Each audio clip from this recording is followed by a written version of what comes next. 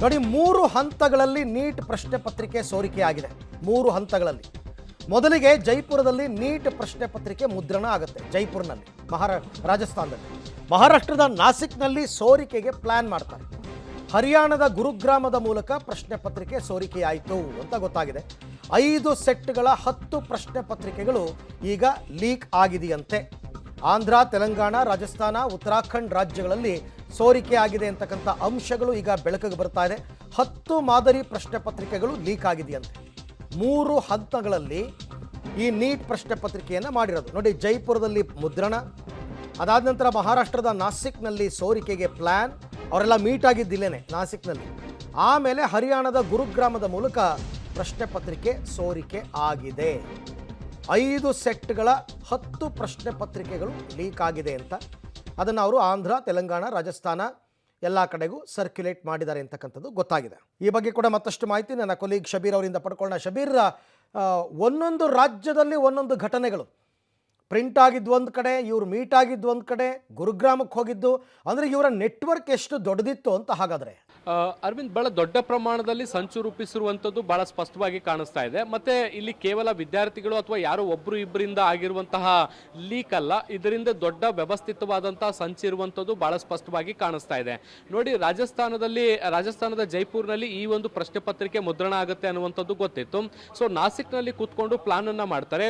ಮತ್ತೆ ಏನು ಪ್ರಶ್ನೆ ಪತ್ರಿಕೆಯನ್ನು ಲೀಕ್ ಮಾಡ್ತಾರೆ ಅದನ್ನ ಗುರುಗ್ರಾಮದವರೆಗೂ ಕೂಡ ತಂದು ಅಲ್ಲಿಂದ ಅದನ್ನ ಡಿಸ್ಟ್ರಿಬ್ಯೂಟ್ ಮಾಡುವಂತ ಕೆಲಸವನ್ನು ಕೂಡ ಮಾಡ್ಕೊಳ್ಳಲಾಗಿರುವಂಥದ್ದು. ಬಹುತೇಕ ಉತ್ತರ ಭಾರತದ ಎಲ್ಲಾ ರಾಜ್ಯಗಳಿಗೂ ಕೂಡ ಈ ಒಂದು ಪ್ರಶ್ನೆ ಪತ್ರಿಕೆ ತಲುಪಿದೆ ಅನ್ನುವಂಥದ್ದು ಕೂಡ ಪ್ರಾಥಮಿಕ ತನಿಖೆಯಲ್ಲಿ ಈಗ ಸದ್ಯಕ್ಕೆ ಗೊತ್ತಾಗ್ತಾ ಇರುವಂಥದ್ದು. ಮೊದಲು ವಿದ್ಯಾರ್ಥಿಗಳನ್ನ ಟಾರ್ಗೆಟ್ ಮಾಡಿಕೊಂಡು ವಾಟ್ಸ್ಆಪ್ ಮತ್ತೆ ಟೆಲಿಗ್ರಾಮ್ ಗ್ರೂಪ್ಗಳಲ್ಲಿ ಇದಕ್ಕೆ ಸಂಬಂಧಪಟ್ಟಂತೆ ಮಾಹಿತಿಗಳನ್ನ ಹಂಚಿಕೊಳ್ಳುವಂಥದ್ದು, ಮತ್ತೆ ಯಾರು ಆಸಕ್ತಿಯನ್ನು ತೋರಿಸ್ತಾರೆ ವಿದ್ಯಾರ್ಥಿಗಳು ಅವರನ್ನ ಕಾಂಟ್ಯಾಕ್ಟ್ ಮಾಡಿ ಅವರಿಗೆ ಖುದ್ದು ತಲುಪಿಸುವಂತ ಪ್ರಯತ್ನಗಳನ್ನ ಕೂಡ ಈ ಒಂದು ಹಂತದಲ್ಲಿ ಮಾಡಿರುವಂಥದ್ದು. ಸೊ ಹೀಗಾಗಿ ಇಡೀ ಎಲ್ಲಾ ರಾಜ್ಯಗಳಲ್ಲೂ ಕೂಡ ಈ ರೀತಿಯಾಗಿ ಯಾರ್ಯಾರು ಪ್ರಮುಖ ಸ್ಥಾನದಲ್ಲಿದ್ದು ಈ ಒಂದು ಕ್ವಶನ್ ಪೇಪರ್ ಅನ್ನ ಸರ್ಕ್ಯುಲೇಟ್ ಮಾಡಿದ್ದಾರೆ ಅವರ ಹುಡುಕಾಟವನ್ನು ಕೂಡ ಈಗ ಪೊಲೀಸರು ತೀವ್ರಗೊಳಿಸಿದ್ದಾರೆ. ಅರವಿಂದ್, ಮೇ 3ಕ್ಕೆ ಮೊದಲೇ ಪ್ರಶ್ನೆ ಪತ್ರಿಕೆ ಲೀಕ್ ಆಗಿತ್ತಾ? ಅಲ್ಲ, ಮೇ 3ಕ್ಕೆ ಎಕ್ಸಾಮ್ ನಡೆದಿರೋದು. ಆಗಿದ್ರೆ ಅದಕ್ಕಿಂತ ಮೊದಲೇ ಆಗಿರಬೇಕು. ಆದರೆ ಒಂದಿನ ಹಿಂದೆ ಅಲ್ಲ, 1 ವಾರದ ಮೊದಲೇ ಪ್ರಶ್ನೆ ಪತ್ರಿಕೆ ಹಂಚಿಕೆ ಆಗಿದೆ. ನಾಸಿಕ್ನಿಂದ 3 ರಾಜ್ಯಗಳಿಗೆ ಹಂಚಿಕೆ ಆಗಿರ್ತಕ್ಕಂಥದ್ದು. ಆಂಧ್ರ, ತೆಲಂಗಾಣ, ರಾಜಸ್ಥಾನ ರಾಜ್ಯಗಳಿಗೆ ಪ್ರಶ್ನೆ ಪತ್ರಿಕೆ. 400 ಜನರಿದ್ದ ವಾಟ್ಸಪ್ ಗ್ರೂಪ್ಗೆ ಮೊದಲು ಪ್ರಶ್ನೆ ಪತ್ರಿಕೆ ಸೆಂಡ್ ಆಗುತ್ತೆ. 400 ಜನರಿದ್ದ ವಾಟ್ಸಪ್ ಗ್ರೂಪ್. ಈ ವಾಟ್ಸಪ್ ಗ್ರೂಪಿನ ಹಿಂದೆ ಹೋದರೆ ನನ್ನ ಪ್ರಕಾರ ಎಲ್ಲರೂ ತಗ್ಲಾಕೋತಾರೆ ಅಂತ ಅನ್ನಿಸ್ತಾ ಇದೆ. CBIನವ್ರಿಗೆ ಅದನ್ನೆಲ್ಲ ಹೇಳ್ಕೊಡೋದೇನು ಬೇಕಾಗಿಲ್ಲ, ಮಾಡ್ತಾರೆ. ಬಟ್ ಈ ನೆಟ್ವರ್ಕನ್ನು ಭೇದಿಸಬೇಕು, ಅದೇ ಇರ್ತಕ್ಕಂಥದ್ದು. ಈ ಬಗ್ಗೆ ಕೂಡ ಮತ್ತಷ್ಟು ಮಾಹಿತಿ ನನ್ನ ಕೊಲೀಗ್ ಶಬೀರ್ ಅವರಿಂದ ಪಡ್ಕೊಳ್ಳೋಣ. ಶಬೀರ್, ಈಗ ಅದ್ಯಾವುದೋ 400 ಜನರಿದ್ದ ವಾಟ್ಸಪ್ ಗ್ರೂಪ್ಗೆ ಮೊದಲು ಇದು ಸರ್ಕ್ಯುಲೇಟ್ ಆಯಿತು ಅಂತಾರಲ್ಲ, ಈ ಗ್ರೂಪ್ ಬೆನ್ನತ್ತಿದ್ರೆ ದೊಡ್ಡ ದೊಡ್ಡ ಮಿಕ್ಕಗಳು ಸಿಕ್ಕಾಕೋಬೋದಾ ಅಂತ? ಖಂಡಿತವಾಗ್ಲೂ ನೋಡಿ, ನಾವು ಆಗ್ಲೇ ಡಿಸ್ಕಸ್ ಮಾಡ್ತಾ ಇದ್ವಿ, ಇದ್ರ ಹಿಂದೆ ಬಹಳ ದೊಡ್ಡ ಪ್ರಮಾಣದ ಸಂಚಿದೆ ಅನ್ನುವಂಥದ್ದು. ಮತ್ತೆ ಮುಖ್ಯವಾಗಿ ಈ ಕ್ವಶನ್ ಪೇಪರ್ ಕೆಲವರಿಗೆ ಕೊರಿಯರ್ ಮೂಲಕ ತಲುಪಿದೆ ಅನ್ನುವಂಥದ್ದು ಈ ತನಿಖೆಯಲ್ಲಿ ಸಿಕ್ಕಿರುವಂತಹ ಮಹತ್ವದ ತಿರುವು ಅಂತನ ಪರಿಗಣಿಸಬಹುದು. ನೋಡಿ, ಸಾಮಾನ್ಯವಾಗಿ ಪ್ರಶ್ನೆ ಪತ್ರಿಕೆಗಳು ಲೀಕ್ ಆಗುವಂಥದ್ದು ನಾಳೆ ಎಕ್ಸಾಮ್ ಇದೆ ಅಂದ್ರೆ ಇವತ್ತು ನಂಗೆ ಲೀಕ್ ಆಗುವಂಥದ್ದು ಸಹಜ. ಆದ್ರೆ ಈ ಒಂದು ಪ್ರಶ್ನೆ ಪತ್ರಿಕೆ ಕನಿಷ್ಠ 1 ವಾರಕ್ಕಿಂತ ಮುಂಚೆ ಲೀಕ್ ಆದಂತೆ ಮೇಲ್ನೋಟಕ್ಕೆ ಕಾಣಿಸ್ತಾ ಇರುವಂಥದ್ದು.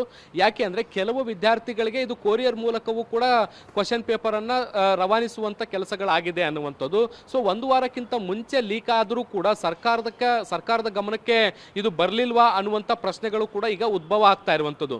ಎಲ್ಲಿವರೆಗೂ ವಿದ್ಯಾರ್ಥಿಗಳು ಪ್ರಶ್ನೆ ಪತ್ರಿಕೆ ಲೀಕ್ ಆಗಿದೆ ಅನ್ನುವಂಥ ಅಂಶವನ್ನ ಇಟ್ಕೊಂಡು ಚರ್ಚೆಗಳನ್ನ ಶುರು ಮಾಡಲ್ವೋ ಅಲ್ಲಿವರೆಗೂ ಕೂಡ ಸರ್ಕಾರವೂ ಕೂಡ ಇದಕ್ಕೆ ಸಂಬಂಧಪಟ್ಟಂತೆ ಯಾವುದೇ ರೀತಿಯಾದಂತಹ ಅಲರ್ಟ್ ಕೂಡ ಆಗಿರಲಿಲ್ಲ, ಅವ್ರಿಗೂ ಕೂಡ ಸಣ್ಣದೊಂದು ಸುಳಿವು ಕೂಡ ಇರಲಿಲ್ಲ. ಆದ್ರೆ ವಿದ್ಯಾರ್ಥಿ ವಲಯಗಳಲ್ಲಿ ಬಹಳ ದೊಡ್ಡ ಮಟ್ಟದಲ್ಲಿ ಚರ್ಚೆ ಆದ ಬಳಿಕವಷ್ಟೇ ಸರ್ಕಾರವು ಕೂಡ ಎಚ್ಚೆತ್ತುಕೊಂಡು ತನಿಖೆಯನ್ನ ಆರಂಭ ಮಾಡುತ್ತೆ.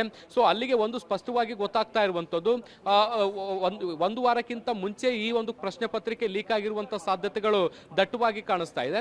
ಇದರ ಜೊತೆಗೆ ವಾಟ್ಸ್ಆಪ್ ಮತ್ತೆ ಟೆಲಿಗ್ರಾಮ್ ನಲ್ಲೂ ಕೂಡ ವೈಲ್ಡ್ ಆಗಿ ಇದನ್ನ ಸರ್ಕ್ಯುಲೇಟ್ ಮಾಡುವಂತ ಕೆಲಸಗಳಾಗಿದ್ದಾವೆ.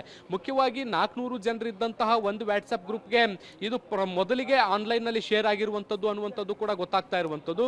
ಸೊ ಈ 400 ಮೆಂಬರ್ಸ್ಗಳು ಹಣ ಕೊಟ್ಟು ಆ ಗ್ರೂಪ್ ಅನ್ನು ಸೇರಿದ್ರ ಅಥವಾ ಸುಮ್ಮನೆ ಸೇರಿದ್ರ, ಅವರಿಗೆ ಅದರ ಹಿಂದಿನ ಉದ್ದೇಶ ಏನಾಗಿತ್ತು, ಮತ್ತೆ ಇದರಲ್ಲಿ ಇದ್ದವರು ಯಾರು, ಯಾವ್ಯಾವ ರಾಜ್ಯಕ್ಕೆ ಸಂಬಂಧಪಟ್ಟವರು ಅನ್ನುವಂಥದ್ರ ಮಾಹಿತಿಯನ್ನು ಕೂಡ ಈಗ ಸದ್ಯಕ್ಕೆ ಅಧಿಕಾರಿಗಳು ಕಲೆ ಹಾಕುವಂತ ಕೆಲಸವನ್ನ ಮಾಡ್ತಾ ಇದ್ದಾರೆ. ಅರವಿಂದ್.